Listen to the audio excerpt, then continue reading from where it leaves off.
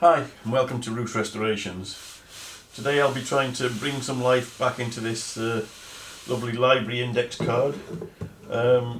Somebody thought it was a good idea to use a blue wax on it, which I'm not 100% convinced about. There are some little chips in the veneer. There are some big chips in the veneer. It's not too bad overall. There are actually some holes in the veneer there, but we may just have to fill those. Internally it's been left alone, so that's quite nice. So I think we should be okay. First thing to do, I think, is try and get rid of this wax. This blue wax should come off, I think. I did a little bit of a test there, and it seemed to come off okay. So let's do that as the first thing. So I'll just use some methylated spirits, which hopefully will dissolve the wax and get us back down to the original finish. You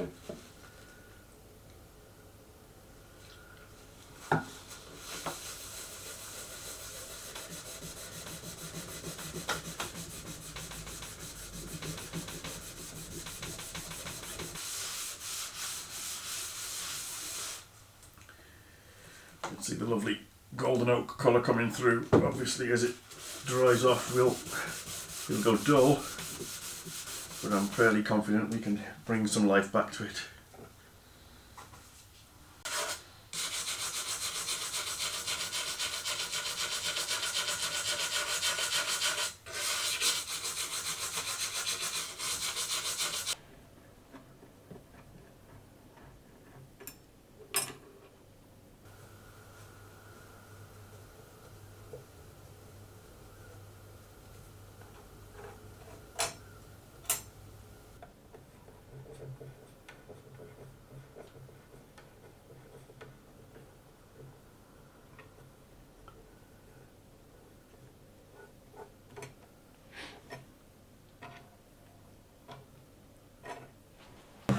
As you can see from the first clean, we removed a huge amount of this blue stain, but there's an awful lot still stuck in there. So what I've looked at is trying to use some wax and polish remover rather than just using meth or white spirit. Hopefully this will help us to get into those cracks. I'll try and do one half and show you the difference as it goes along.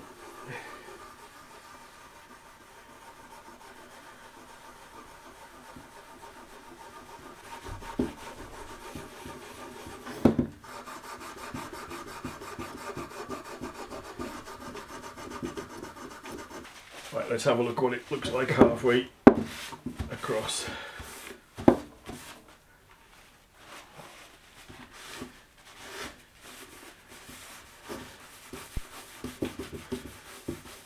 As you can see, that is totally amazing. The effect that wax and what's it called? Wax and polish remover has had.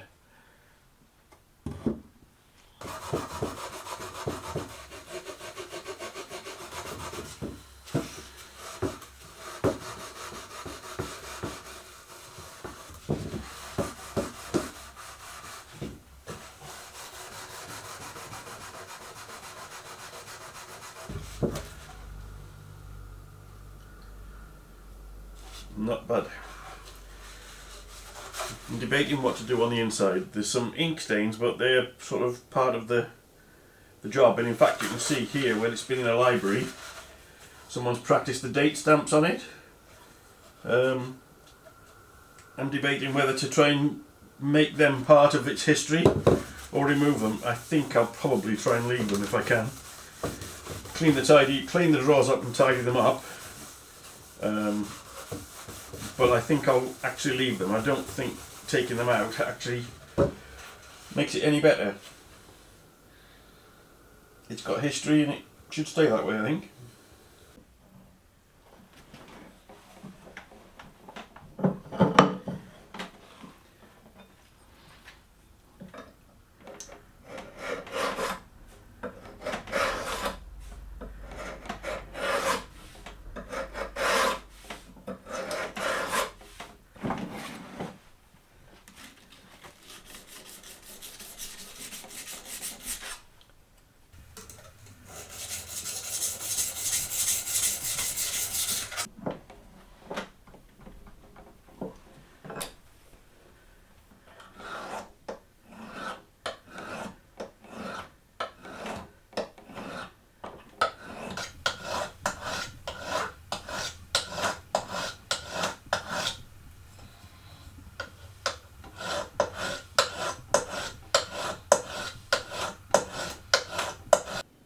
going to use the card scraper to clear off all this muck and stuff here, because although it's plywood, it's old plywood, it's actually quite nice. So when that's stained, that will look okay. I just don't want this mucky bit on here. And obviously, I'm using a card scraper on the end of ply. I'm not going to get the lovely curls that you'd see people doing on the TV.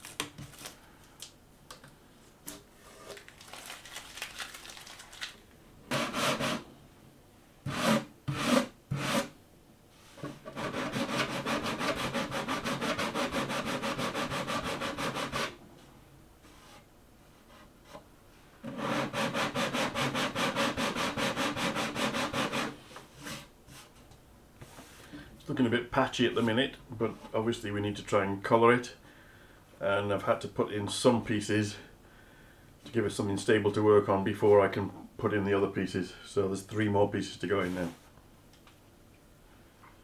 Most people who watch my videos know that I use a blue hard mask when I'm doing sanding, but the people from Basecamp sent me some masks to try and asked me if I'd like to give some of them away to some of my viewers. Once I've used it, I'll tell you what I think, and then I've got a couple of masks to give away, so if you'd like to leave a comment saying that you're interested in one of the masks, please do so, and I'll get that sorted out if you're a lucky winner. Let's try them and see what we think first. Basically the mask has got a replaceable filter inside, and it's got 2 straps, one which goes over the top of your head and one which allows you to pull it tight across the back of your neck, so it's a very comfortable fit. It's also got a nose clip so that you can keep it tight when you're using it. If you've got glasses on, it doesn't let all the hot air come out and steam your glasses up. Let's see how we go.